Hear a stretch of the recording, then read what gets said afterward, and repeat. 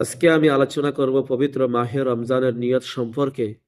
নিয়ত অবশ্যই একটি আমল, নিয়ত করতে হইবে। নবী করিম সাল্লাল্লাহু আলাইহি সাল্লাম বলেছেন, ইন্নামাল আমালু বিন্নিয়াত, সমস্ত আমলের ফলাফল নিয়তের উপরে।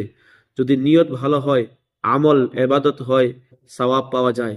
আর নিয়ত যদি সহি না হয়, শুদ্ধ না হয়, আমল সেটা ইবাদত হবে না আর সওয়াবও পাওয়া যাবে না। সেই হিসাবে আমাদের নিয়ত অবশ্যই করতে হবে। এখন আলোচনার বিষয় হলো যে যে নিয়ত যদি কোনো মানুষে রাত্রে করে নাই বা সেহরি খেয়ে করে নাই, তবে ওই মানুষটা নিয়ত কেমনে করবে? যদি সে মানুষটি দুপুরের আগে আগে নিয়ত করে, তার নিয়ত হয়ে যাবে। রমজানের রোজার যে নিয়ত, সেটা রাত থেকে এবং দুপুরের আগে আগে করা যায়।